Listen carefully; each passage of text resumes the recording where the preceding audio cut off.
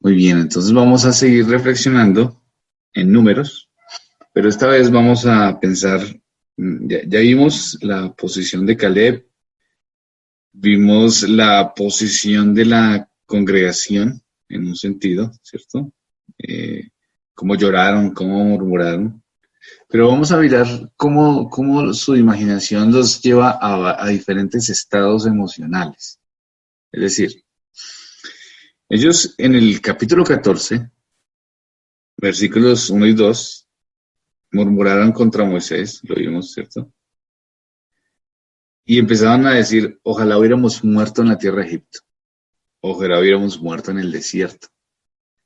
Entonces, tenían miedo de entrar a la tierra prometida porque podían morir, pero en el mismo momento estaban pensando que era mejor que hubieran muerto. Entonces, estábamos hablando cómo es la insensatez, ¿cierto? En sus corazones, digamos, cómo la incredulidad lleva a pensar de una manera irracional. Entonces terminamos pensando de una manera incongruente, una manera que no es correcta, ¿cierto? Entonces habíamos dicho que ellos pensaban que la bendición de Dios era la tranquilidad total, la prosperidad fácil, el descanso y todo eso, ¿no? Y entonces pasamos al capítulo 14, pero versículos 9 y 10. Ellos pasan a otra actitud. Entonces, en la primera actitud de los primeros versículos, el pueblo estaba amargado, triste, llorando, estaba pensando en Egipto, quería regresar, quería otras cosas, estaba amargado pensando que era mejor haberse muerto.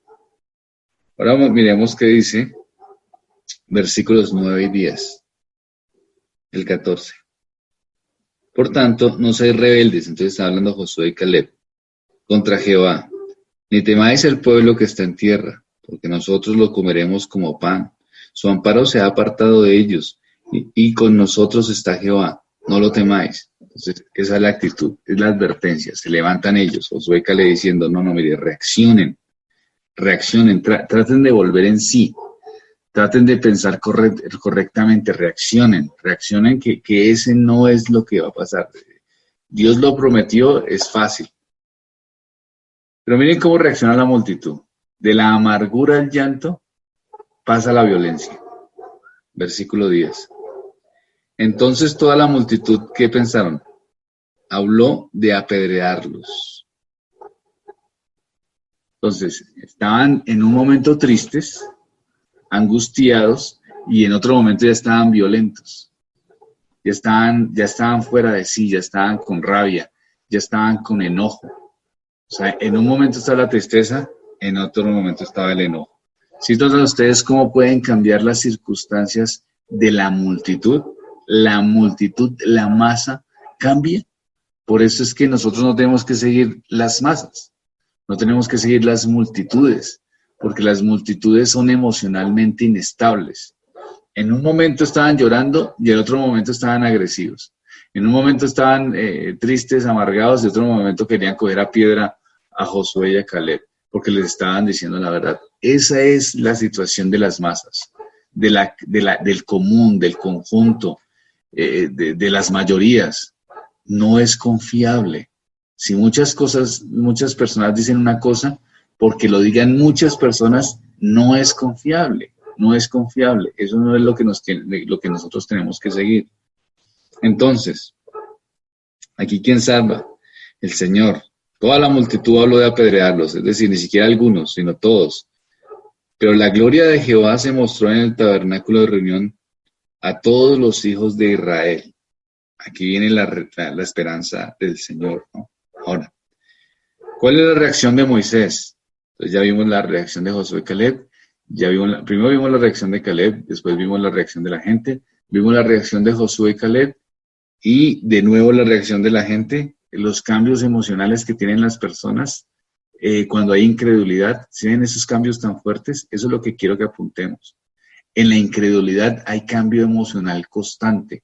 No hay un pensamiento claro, momentáneo, ni un principio. Josué y Caleb sí tenían eso. Ellos sí creían que Dios les había dicho que esa era su tierra, o sea, estaban aferrados a lo que Dios había prometido. Entonces, como estaban aferrados a la promesa, ¿cómo era? ¿Tenía cambios emocionales tan inestables? No, no los tenían. estaban fijos ¿en quién? En lo que Dios había prometido. Pero la mayoría, la turba, el grupo sí estaba totalmente inestable emocionalmente. Ahora vamos a ver la reacción de Moisés. Capítulo 14, versículos 18 y 19. Jehová, tardo para la ira y grande en misericordia, que perdona la iniquidad y la rebelión, aunque de ningún modo tendrá por inocente al culpable, que visita la maldad de los padres sobre los hijos hasta los terceros y hasta los cuartos. Perdona ahora la iniquidad de este pueblo, según la grandeza de su misericordia, y como has perdonado a este pueblo desde Egipto hasta aquí. ¿Cuál es la reacción de Moisés? Es la esperanza para el incrédulo, la reacción de Moisés. Es la esperanza para aquellos que no confían en el Señor. Vimos el reporte de los espías, ¿verdad? Vimos cómo ellos, los incrédulos, no confiaban en el Señor. Vimos cómo eran rebeldes en sus asuntos espirituales, cómo se fueron dos bandos. Pero aquí estamos viendo cómo Moisés ora, cómo Dios responde, de qué manera, orando por los incrédulos. Aquí hay una oración por los incrédulos. ¿Cómo es el Señor? Aquí lo que está haciendo Moisés, está aferrando a Dios, porque la gran mayoría era incrédulo en lo que Dios había prometido. ¿Y cuál es la esperanza de Moisés? Que el Señor es lento para la ira y abundante en misericordia. Moisés levanta oración al Señor por ese pueblo rebelde e incrédulo. Eso es lo que hace Moisés. No se enoja, no pierde el control, no se siente decepcionado, por decirlo de alguna manera, sino que reconoce quién es ese pueblo, lo reconoce. ¿Por qué? Porque el que lee las Escrituras sabe qué es el mundo. La gente que no lee las escrituras se sorprende del incrédulo, se sorprende de la maldad, se sorprende de los acontecimientos. Pero el que conoce al Señor y el que lee y el que sabe quién es Dios y el que sabe la revelación del Señor, sabe lo que es la realidad. ¿Y cuál es la realidad? Pues la realidad es quién es Dios y quién es el hombre. Y eso es lo que él dice en esta oración. Entonces empieza diciendo quién es Dios. ¿Quién es Dios? Según lo que dice ahí. Es lento para la ira y qué, y grande o abundante y misericordia. ¿Y qué hace ese Dios? Perdona. ¿Qué perdona? La iniquidad. ¿Qué más perdona? La transgresión. Ahora, aunque perdona, dice que no tiene por inocente al culpable, sino que castigará a los padres de los hijos, es decir, que ellos recibirán consecuencia y esa generación no entrará a la tierra prometida. Esa generación no entrará.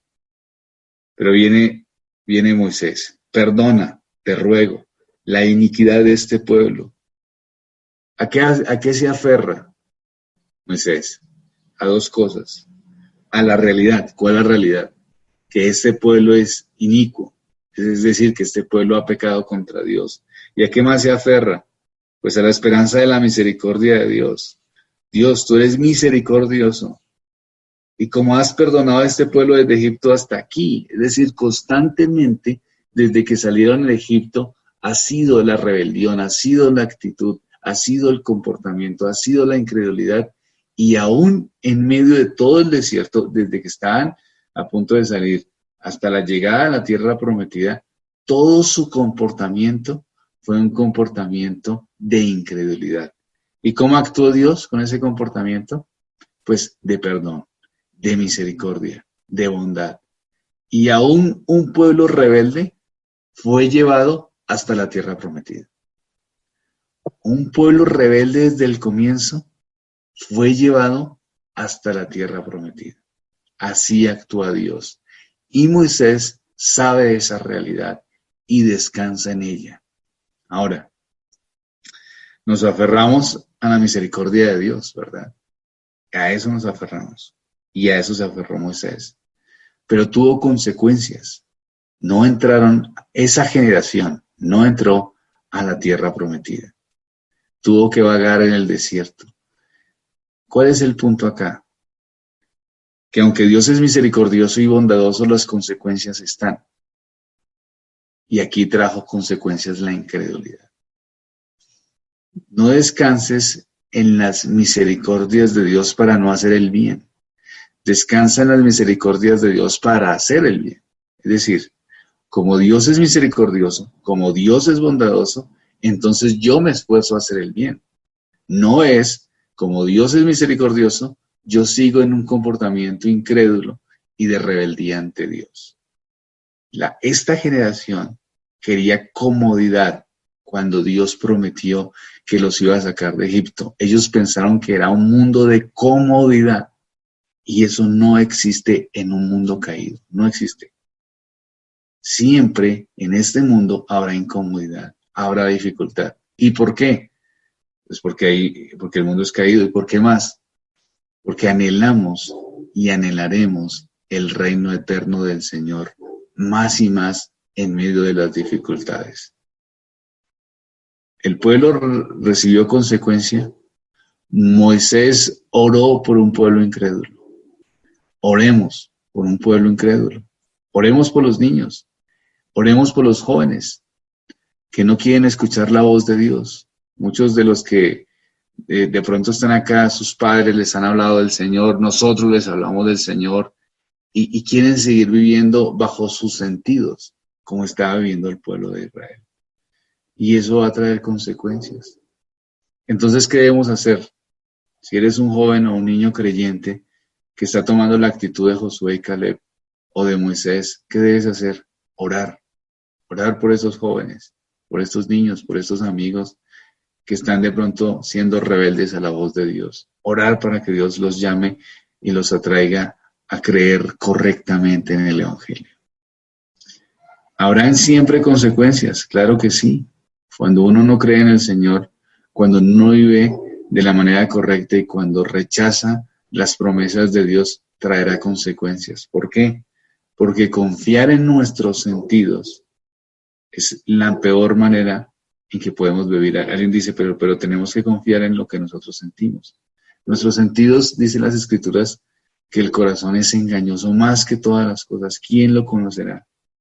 Cuando hablamos de los sentidos, estamos hablando de eso, de los engaños del corazón, de cómo nos pueden hacer pensar cosas que no son ciertas, como en este caso ellos pensaban que los hombres eran superiores, cuando Dios había prometido que esa tierra era para ellos.